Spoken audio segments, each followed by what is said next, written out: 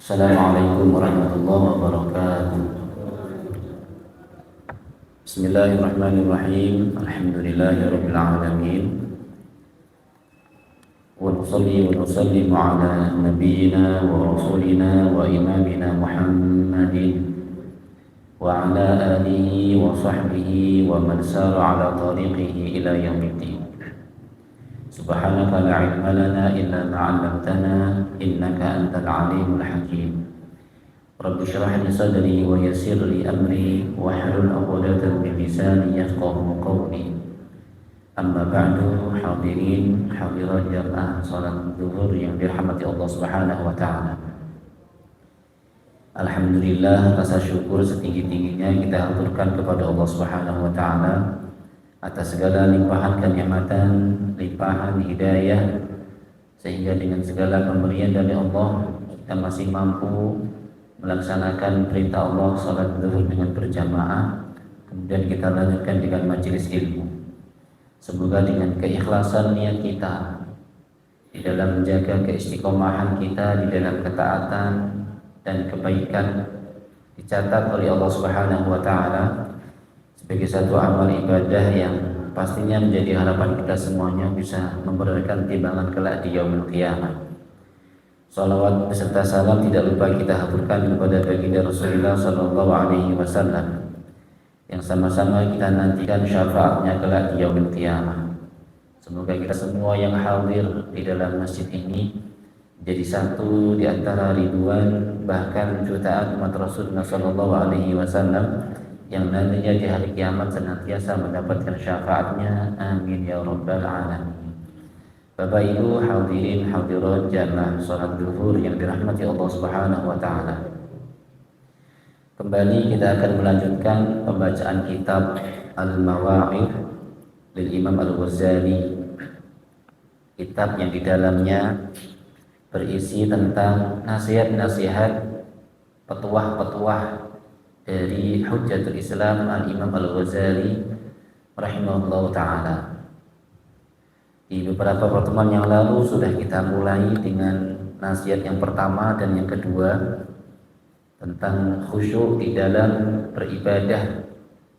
Kemudian hakikat manusia adalah sedang musafir, melakukan perjalanan. Rutenya berawal dari buayan seorang ibu di dunia ini, berakhir di liang lahat. Tidak berhenti di situ, nanti ada lagi kemudian perjalanan setelah meninggalkan dunia ini. Ada alam barzah, ada alam padang mahsyar, ada yaumul mizan dan seterusnya. Sangat panjang perjalanan manusia. Kalau tidak mempersiapkan bekalnya sejak dini, maka yang ada hanya penyesalan di belakang nanti. Sampai di sana lu ngerti ya, dulu aku di dunia banyak melakukan ibadah sholat, sebelum ini kanggo sholatin. Kadang-kadang menyesalnya bukan di awal tapi di akhir. Ternyata bekal yang sebaik-baik untuk nanti melakukan perjalanan menuju bertemu dengan Allah Subhanahu wa taala adalah melakukan amal kebaikan, ketaatan kepada Allah Subhanahu wa taala. Saya kira itu di pertemuan yang lalu. Kemudian hari ini kita akan melanjutkan nasihat yang berikutnya. Qala Abu Hamid, Imam Al-Ghazali berkata, a'zamul asya' rutbatan fi haqqil adami as-sa'adatu al-abadiyyatu. Yang paling agungnya perkara di Bani Adam ataupun manusia adalah as-sa'adatul abadiyyah, kebahagiaan. Sudah barang pasti setiap manusia itu ingin mendapatkan apa?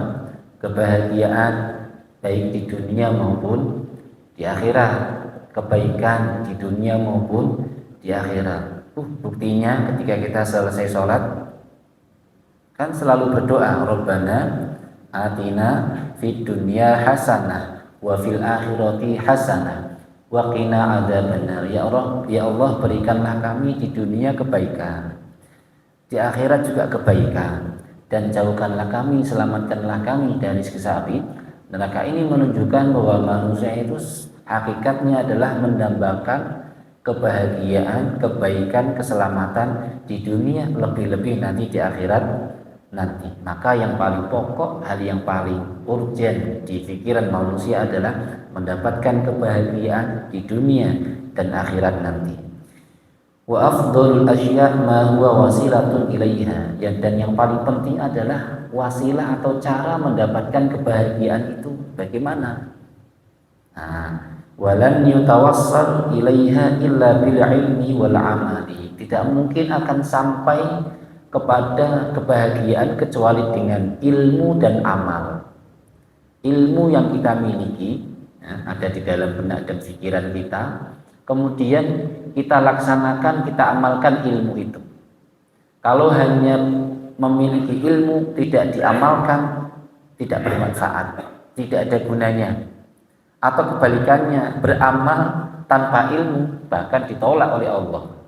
Ibnu Ruslan dalam kitabnya mengatakan, wa kullu man bi ghairi ilmin ya'malu a'maluhu mardudatun la tuqbalu.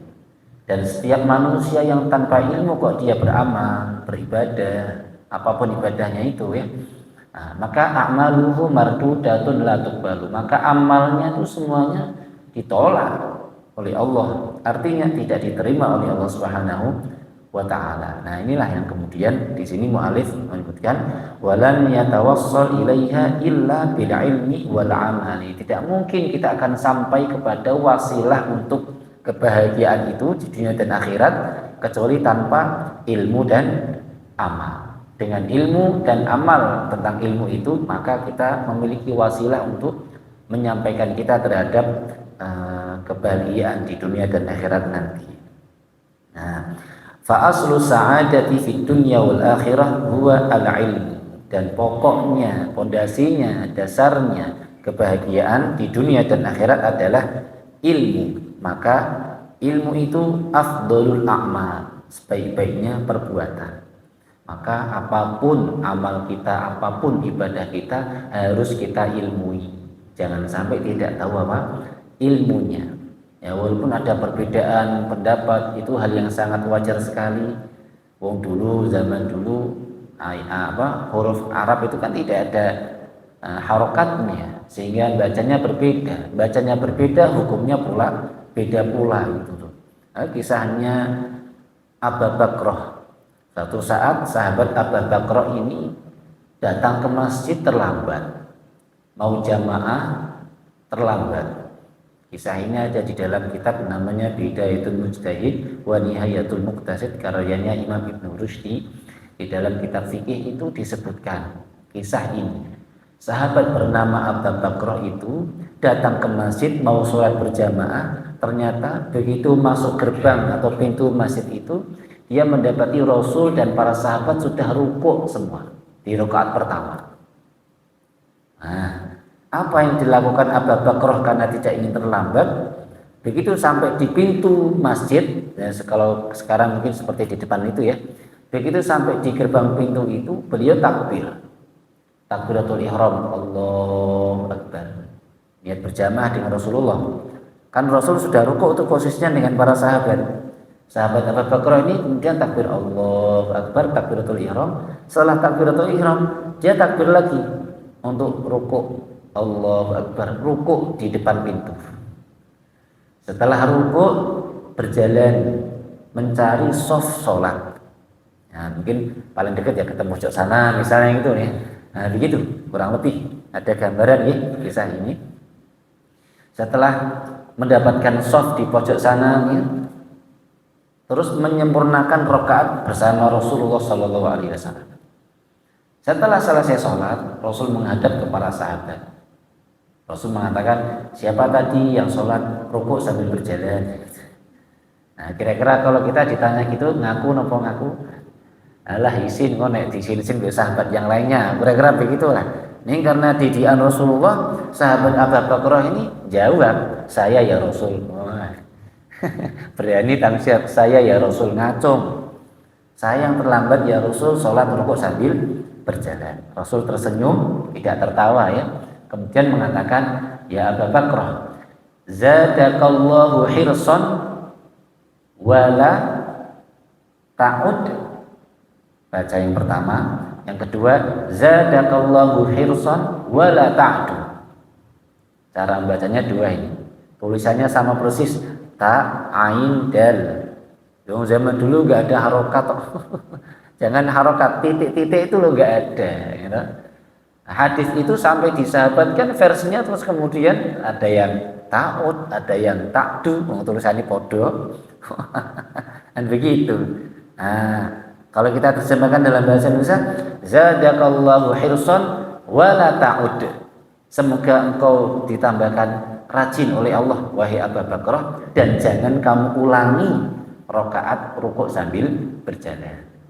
Yang pertama, cara baca yang pertama. Sementara cara baca yang kedua, yang wala ta'du tadi itu, zadakallahu hirsan wala ta'du. Ta, ain, dal, sama persis loh. Cuma bacanya harokatnya yang gitu. Semoga Allah menambahkan rajin kepadamu, wahai Abu Bakrah, wala ta'du, dan jangan kamu hitung rakaat yang rukuk sambil berjalan.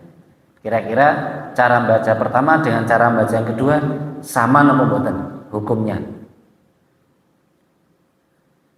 Bos tak ora paham.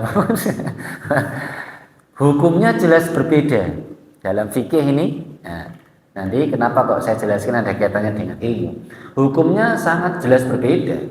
Kalau membaca yang pertama, semoga kamu tambah rajin dan jangan kamu ulangi rakaat yang rukuk sambil berjalan. Maka rukuknya dihitung rakaat, satu rakaat. Sah dihitung satu rakaat. Misalnya nih, jenengan ngajari murid-murid ngaji di kelas, terus ada yang datang terlambat, ngotok pintu, assalamualaikum Ustaz, mohon maaf saya terlambat. Ya besok jangan diulangi lagi ya. Kira-kira boleh masuk napa mboten? Boleh masuk. Tapi jangan diulangi lagi besoknya, kan begitu. Hal yang sama ini. Nah, semoga engkau tambah rajin wahai Abu Bakrah, dan jangan kamu ulangi yang rukuk sambil berjalan. Berarti rukuknya sambil berjalan sah napa mboten? Sah, tapi besok dengan catatan jangan diulangi lagi. Itu yang pertama. Cara baca yang kedua, yang zadakallahu hirsan wala ta'du tadi itu, semoga kamu ditambahkan rajin oleh Allah wahai Abu Bakrah, dan jangan kamu hitung rakaat yang rukuk sambil berjalan. Kira-kira rakaatnya sah napa mboten niku? Tidak sah, wong tidak boleh dihitung. Berarti harus menyempurnakan satu rakaat lagi. Ngoten nggih? Mahalu syahidnya yang perlu kita perhatikan. Lah kok bisa muncul hukum yang berbeda? Karena cara bacanya berbeda. Lah ini kalau tidak diilmui, ya tidak tahu. Nah, maka pentingnya ilmu di dalam semua aktivitas ibadah itu, ya salah satunya itu. Ini contoh kecil di antara contoh-contoh yang banyak dalam babakan fikih saja. Nah, makanya ada perbedaan ulama tentang rakaat yang sambil berjalan dihitung, ini tidak dihitung karena cara membacanya berbeda. Hal yang semisal banyak kita temukan di dalam ayat Al-Quran, misalnya dalam kasus berwudu, ya, dan seterusnya banyak sekali kita temukan hal-hal yang berikhtilaf ulama fikih didasari karena cara membaca yang berbeda. Ustaz kok bacanya kok bisa beda, bagaimana? Loh tadi, wong zaman dulu tidak ada harokat. Jangan harokat, titik-titik itu loh nggak ada. Titik-titik itu loh. Nek misalnya ba titik ning ngisor siji itu nggak ada dulu. Yo ngene kabeh bentuknya podo. Antara ba ambek ta itu podo. Nah, lho Ustaz zaman dulu kok sahabat-sahabat kok bisa baca? Yo sama dengan kita. Kita itu ada tulisan ini Budi. Ini dikasih titik dhuwure mbek ora kan kita tetap baca ini Budi. Ya kan gitu. Ini apa mboten? Kenapa? Karena sudah terbiasa, itu huruf kita, itu angka kita, itu lahjah kita, tulisan kita, abjad kita. Pasti walaupun ora ono titik itu loh mesti macane ini Budi. Tulisan ibu itu loh. Kan nulisnya garis terus B terus U. Ada titiknya dengan tidak ada titiknya, kan kita tetap bacanya ibu. Kan ngoten. Ngene apa mboten? Kenapa? Karena sudah saking terbiasanya begitu. Lah sahabat pun sama, tanpa titik, tanpa harokat semuanya sudah bisa membaca. Nek kita jangankan ono titik ono harokat kadang-kadang jadi salah Mas. Itu ya manusia, karena kita harus terus belajar. Nah, ini pentingnya ilmu di situ. Maka Imam Al-Ghazali mengatakan fa aslus sa'adati fid dunya wal akhirah huwa al-ilmu. Dasar kebahagiaan manusia di dunia dan akhirat adalah ilmu. Jangan di akhirat, di dunia saja itu loh. Orang kan butuh ilmu. Misalnya jenengan bekerja sebagai pedagang. Oh, pedagang nggak ngerti ilmu nih, ya dihapusi. Itu pedagang nggak tahu tata caranya berdagang nek ambil barang olahan piye, ngedole piye, nanti gimana, nggak tahu ilmunya, ya nanti tidak laku dagangannya. Ada manajemen marketing ya, begitu dalam dunia bisnis kan demikian. Itu perlu ilmu. Kalau tidak ada ilmunya, ya kita tidak mungkin bisa sukses dalam dagang kita. Nah, itu hal yang duniawi lah ya. Tapi yang tidak kalah penting hal ukhrawinya dalam kasus ibadah kepada Allah, apapun itu bentuknya. Kalau tanpa ilmu, pastinya tadi nuruslah mardudatun la tuqbalu, ditolak dan tidak diterima oleh Allah Subhanahu wa taala. Puasa ini ya diilmui. Nek enggak ada ilmunya, puasanya gimana? Tidak diterima oleh Allah. Ilmu yang pokok untuk puasa kan paling niat puasa seperti apa, batal-batalnya puasa, sejak kapan puasa sampai sejak kapan mulainya sampai kapan mulainya, itu yang pokok itu. Nah, kemudian batal-batalnya puasa apa saja, yang mengurangi pahala puasa apa saja, yang boleh dilakukan ketika puasa itu apa, yang tidak boleh dikerjakan itu apa. Itu kan yang pokok-pokok. Belum yang batin. Kalau dalam Al-Ghazali ini beliau punya kitab namanya Asrarus Shaum. Beliau punya kitab namanya Asrarus Shaum, rahasia-rahasia puasa. Diambil dari kitab beliau yang tebal itu ya, Ihya Ulumuddin, mukhtasar ikhtisar itu namanya Asrarus Shaum. Saya baca di pondok setiap malam itu. Nah, itu dijelaskan bagaimana syarat-syarat puasa zahir dan batin. Kalau syarat puasa zahir jelas harus meninggalkan makan, meninggalkan minum dari terbit matahari sampai terbenam matahari, menghindari berhubungan dengan istri siang hari dan seterusnya. Itu zahirnya. Batinnya, yang batin, yang ruhiyahnya, menghindari perkataan yang buruk, menghindari hasud, menghindari namimah, menghindari, dan itu semuanya itu beliau tulis lengkap di dalam kitabnya. Dan kalau tidak diketahui, tidak diilmui, maka ibadah kita tidak lagi sempurna. Nah, itu. Nah, kemudian Imam Al-Ghazali melanjutkan, asyabahu bis-sahabah i'lam anna a'lama ahli zamani wa aqrabahum ila al-haqqi ashbahuhum bis-sahabah wa a'rafuhum bi tariqis salaf faminhum ukhidad din. Nah, ketahuilah bahwa yang paling alim pada zaman penduduk zaman ini dan paling dekat dengan kebenaran adalah asbahuhum bis-sahabah, yang paling serupa dengan para sahabat. Nah, karena kan kita tidak menjumpai Rasulullah nih. Nah, Rasul menurunkan ilmunya terhadap para sahabat. Maka kita diminta untuk meniru para sahabat itu. Bagaimana Rasul wudu, ya bagaimana sahabat berwudu, seperti itulah Rasulullah berwudu.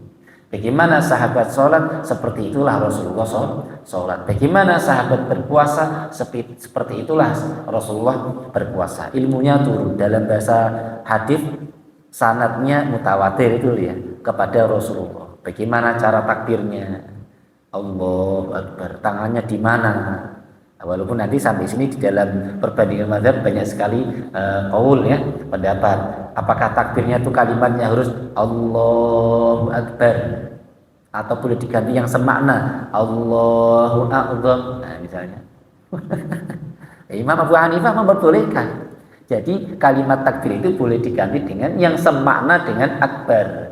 Dalam bahasa Arab kalimat akbar kan maha agung, maha besar. Hal yang sama dengan kalimat a'zam, maknanya juga maha agung. Abu Hanifah memperbolehkan Allahu a'zam, Abu Hanifah.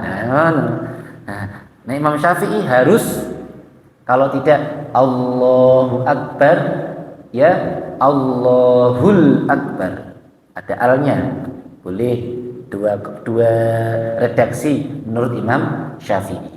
Ya, wong kok salat takbir imam Allahul Akbar, ojo kaget Syafi'i yang qaul kedua. Nah, kenapa? Karena Syafi'i punya dua qaul.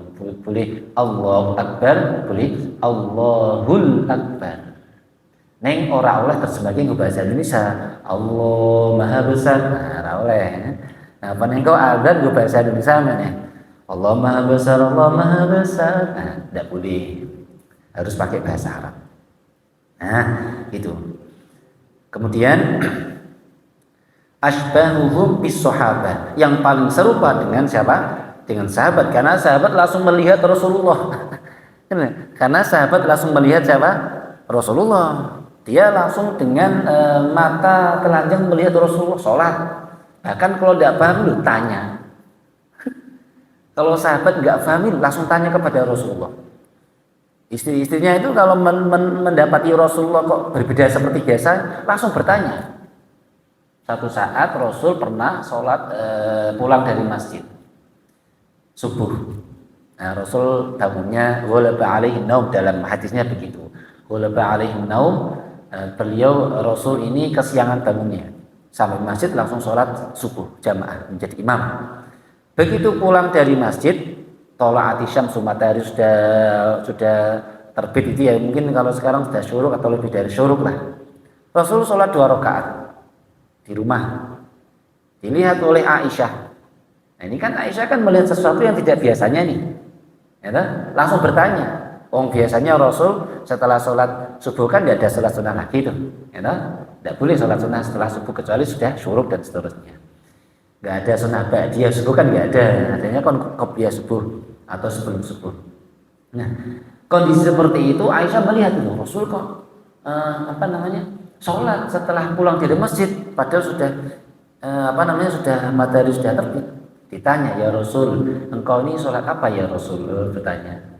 Oh, aku tadi belum sholat qobliyah subuh, sehingga karena aku ketiduran bangun kesiangan, aku ganti, aku qadha dengan setelah matahari terbit. Nah, dari hadis ini ulama ada yang berpendapat boleh mengqadha qobliyah subuh ketika ketinggalan. Kenapa kok itu dibahas detail oleh ulama? Karena saking besarnya fadilah, keutamaannya atau pahalanya 2 rakaat sebelum sholat subuh. Nah itu ya. Maka Rasul pernah mengatakan, sholatu raka'atayil fajri khairun minad dunya wa ma fiha. Sholat 2 rakaat sebelum subuh, sebelum fajar lebih baik dari dunia ini seisinya loh, bukan dunia atau seisinya juga loh. Bukan mana nih Semarang tok ya, bukan, atau Banyumanik tok, bukan. Banyumanik dunia Banyumanik ya luas ini, dipenuhi dengan rumah, dengan tunggu tanah aja 1 meter ya. Nah itu dunia seisinya.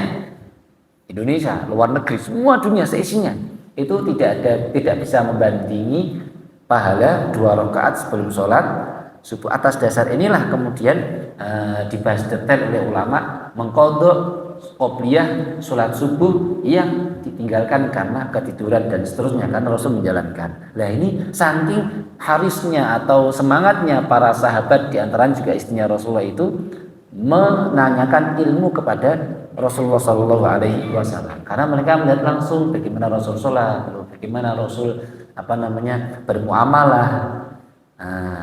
Ada orang Rasul duduk dengan para sahabat, ada jenazah Yahudi lewat, dibopong, diangkut oleh orang-orang Yahudi seagamanya lewat, Rasul berdiri. Ditanya oleh sahabat, loh ya Rasul, itu kan jenazah orang Yahudi. Nah, adanya pertanyaan sahabat terhadap Rasulullah ini kan bukti kalau sahabat itu senang mencintai ilmu sehingga ingin tahu kenapa kok Rasul demikian gitu loh ya. Nah, akhirnya Rasul menjawab, bukankah dia juga manusia? Kita menghormati manusia walaupun beda agama. Nah inilah kemudian yang bisa kita serap informasinya. Gitu. Artinya sahabat langsung melihat Rasulullah, berinteraksi dengan Rasulullah. Bahkan ada salah satu sahabat yang mulazamah dengan Rasul. Mulazamah itu selalu di dekat dengan Rasulullah. Di antaranya sahabat Ibnu Abbas, yang di riwayat menceritakan sahabat Ibnu Abbas ini sahabat yang selalu mengambilkan kayu arok untuk bersiwak Rasulullah.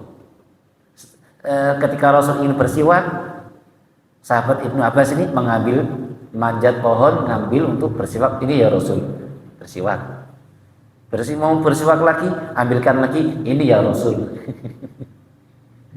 Begitu. Sampai suatu saat sahabat Ibnu Abbas ini manjat. Karena kalau bahasa kita ini sarung itu ya kain ya, ada angin tersingkaplah kainnya itu. Terlihat betisnya Ibnu Abbas. Dilihat oleh sahabat yang ada di bawah, diketawain, ternyata betisnya Ibnu Abbas kecil ternyata gitu. Rasul ya bukan marah tapi langsung mengatakan, ketahuilah kalau betisnya Ibnu Abbas itu ditimbang dengan gunung Uhud, kertas gunung Uhud ya, gunung yang tinggi besar pada saat itu, niscaya lebih berat timbangannya betisnya Ibnu Abbas. Maka tidak boleh kita mempermasalahkan fisik seseorang, karena bukan kita yang menciptakan, Allah yang menciptakan dan memberikan kepada kita adalah pemberian dari Allah SWT. Nah, ini bentuk daripada mulazamahnya Ibnu Abbas kepada Rasulullah. Sampai Rasul mengatakan, laula an asyqa ala ummati la amartu bi siwaki inda kulli sholati. Kalau aku tidak memberatkan umatku, pengikutku, maka aku akan memerintahkan kepada umatku itu bersiwak ketika mau sholat, bersiwak ketika mau berwudu. Nah, tapi untuk bulan puasa setelah zuhur ini hukumnya makruh, karena ada hadisnya la khulu fa bisaimi atyabu indallahi min rihil misk. Bau mulutnya orang berpuasa itu di hadapan Allah lebih wangi daripada minyak misik. Tapi jangan kemudian dia ambon-ambonkan ini wangi pora, jangan gitu. Nah, di dunia tetap bau, nanti di akhirat baunya wangi. Artinya mahalu syahidnya ini saya sampaikan adalah betapa sahabat-sahabat itu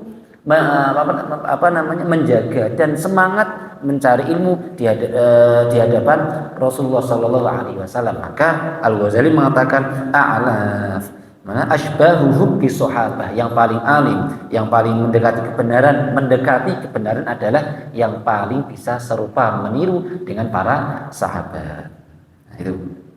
Walidzalika sahabat Ali mengatakan khairuna atba'una li hadzal din, yang paling baik di antara kita adalah yang paling mengikuti dengan agama ini. Agama itu yang dibawa oleh Rasulullah, disampaikan oleh para sahabat dan kita menirunya. Silsilahnya sampai kepada Rasulullah lewat para sahabat ini kepada Rasulullah Shallallahu Alaihi Wasallam. Nah, ini yang kemudian menjadi landasan bahwa Al-Ghazali mengatakan bahwasanya aqrabuhum ilal haqqi ashbahuhum bis sahabah wa a'rafuhum bi tariqis salaf. Karena kenapa? Karena dari sahabat itu diambillah agama. Diambil agama itu ya halal, haram, mubah, makruh, hukum diambil dari mana? Dari perbuatan, perkataan para sahabat menjadi dalil, dan hadis juga menjadi dalil. Maka Imam Malik itu mengatakan salah satu turuk istinbatul ahkam adalah qaulus sahabi. Perkataan sahabat bisa diambil landasan hukum. Bahkan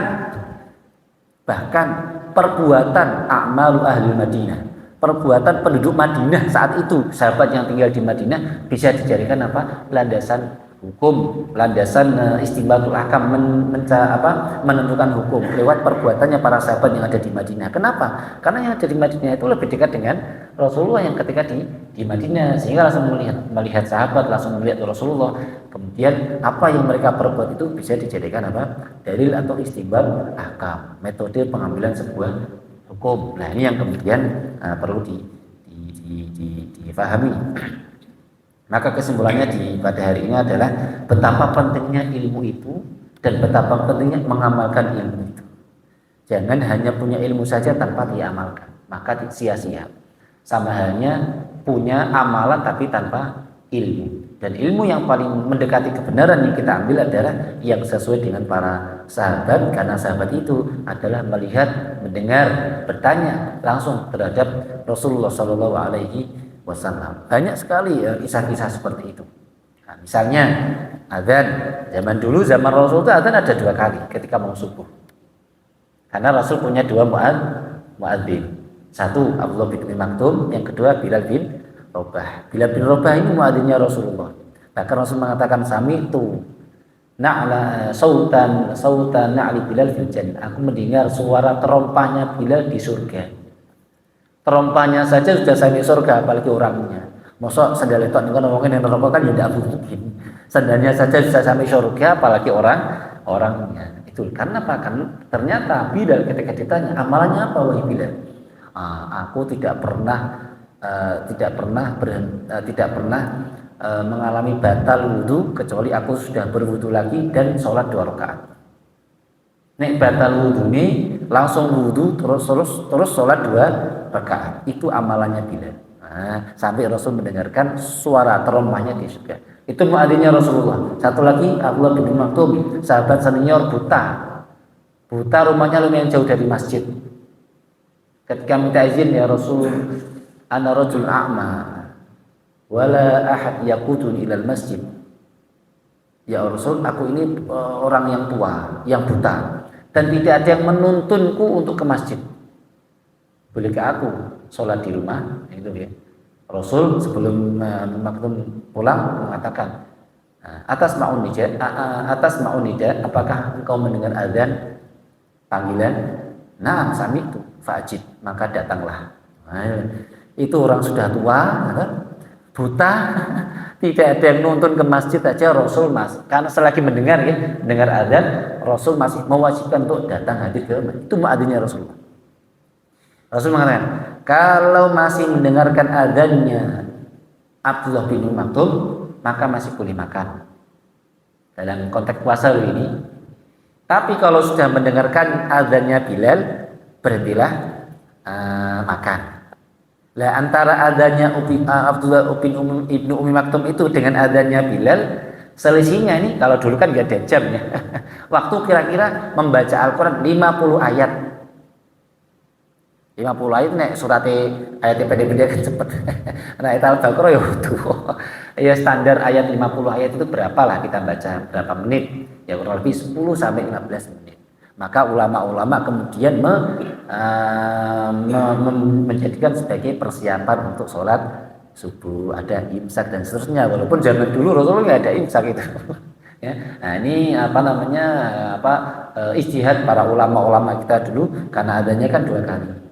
Adanya Abdullah bin Maktum sama adanya Bilal bin Rabah dan subuh itu 2. Yang satu ini sebelum masuk waktu subuh, persiapan nanti sebentar lagi subuh. Yang ini benar-benar sudah masuk waktu subuh. Kalau adanya yang pertama Ibnu Maktum, maka masih boleh makan. Tapi kalau sudah adanya Bilal, sudah suruh berhenti. Sudah masuk subuh kok masa makan kan enggak. Nah ini yang kemudian, ini kan perlu diilmui, harus diilmui. Maka pentingnya kita menggali ilmu dari orang paling terdekat dengan Rasulullah, yaitu dengan para sahabat-sahabat Rasulullah. Ada yang paling banyak meriwayatkan hadis, Abu Hurairah, ada Ibnu Abbas selalu mulazamah dengan Rasulullah, Bilal ya.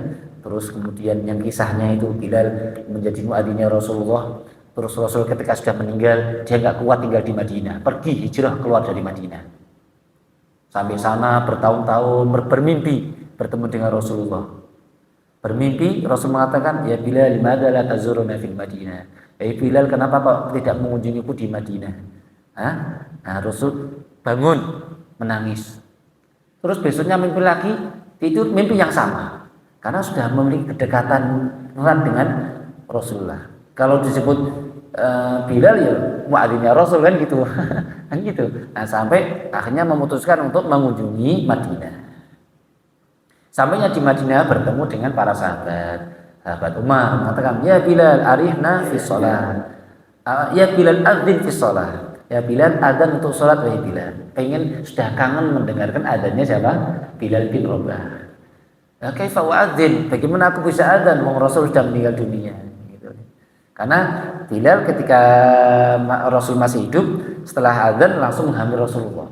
Masih di kamar, ya Rasul, as-shalah, ya Rasul, as-shalah, begitu.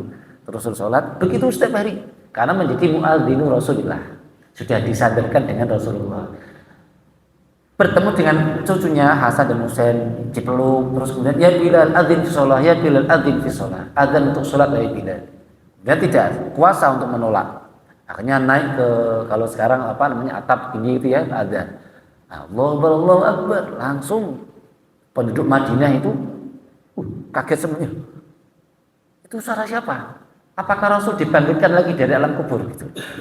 Saking melekatnya adzannya Bilal dengan Rasulullah, sahabat ketika mendengar adzannya Bilal mengira apakah Rasul dibangkitkan lagi dari alam kubur itu. Abu Isa Rasulullah sallallahu alaihi wasallam Terus asyhadu an la ilaha illallah, semua keluar dari rumah, penasaran, sapa sing adzan kok seperti suaranya Bilal? Apakah Rasul hidup lagi? Sampai begitu ya.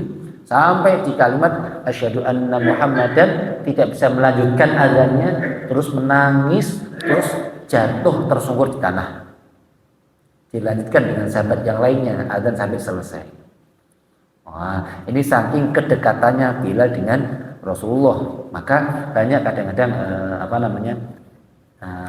pendapat-pendapat ulama yang sering mulazamah dengan Rasulullah, Bilal, terus Ibnu Maktum, Mu'ad bin Jabal, kemudian Ibnu Abbas dan seterusnya, karena mereka orang-orang yang selalu bermulazamah. Aisyah, kan kita sering tuh membaca hadis an Aisyah kan begitu, karena Aisyah selalu bermulazamah dengan Rasulullah. Nggak paham, dia bertanya apapun itu tentang sholat, nah semuanya bertanya kepada Rasulullah. Nah oleh karenanya ini menjadi hal yang sangat penting sekali kita untuk bersandar, untuk mengikuti asbahum bis sahabah, mengikuti sahabat karena sahabat langsung bertemu dengan Rasulullah Sallallahu Alaihi Wasallam. Begitu pentingnya ilmu dan mengamalkan ilmu itu sehingga ibadah kita diterima oleh Allah Subhanahu Wa Taala. Amin ya rabbal alamin. Yang bisa kami sampaikan semoga bermanfaat.